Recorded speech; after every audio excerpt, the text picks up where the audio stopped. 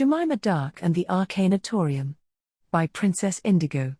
Chapter 5. No Way Out. "I don't want to go," shouted Gemima Dark defiantly, as Millicent of the Damned slowly backed up the van, and came out to join the gathered throng of staff, that was ensuring she did not try to escape. "Be quiet," chided Rubella Curtsy, pulling a twig from Jemima's hair and tossing it aside with a disparaging look on her face. "How on earth did you get her down, Rubella? I'm very impressed," remarked Millicent in a rare compliment, as she got out of the van in her brand new riding boots, causing Rubella to make an involuntary panting sound. "Chainsaw diplomacy," replied Rubella, as Gemima bit several of the other staff, as they stopped her from putting her powered wheelchair in reverse. "But the pyromancy tree is still standing," said Millicent doubtfully, as she looked across the distemper gardens to Anthrax Hill beyond.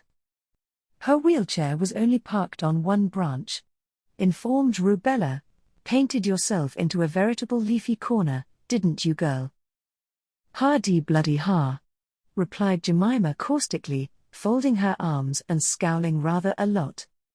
"You have been outfoxed by a maestro today, you rabid little minx," scoffed Millicent of the Damned, swishing her riding crop, only to have it wrenched from her hand as Gemima clenched it between her teeth.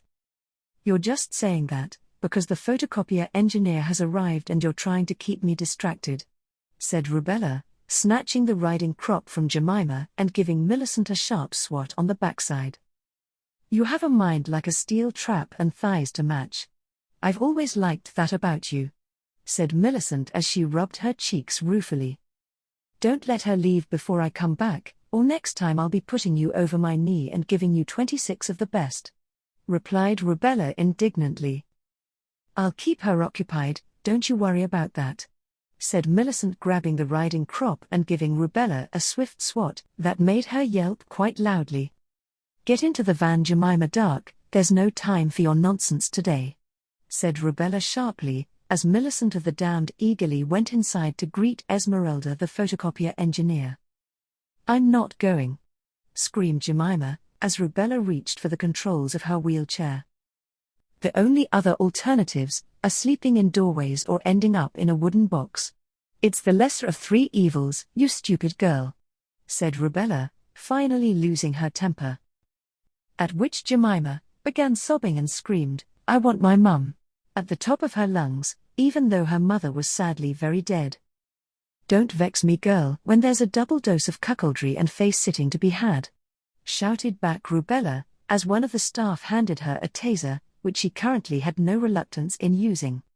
After which, the immobilized rebel's wheelchair trundled up the ramp and came to a stop at the far end of the van with a forlorn heavy clunk.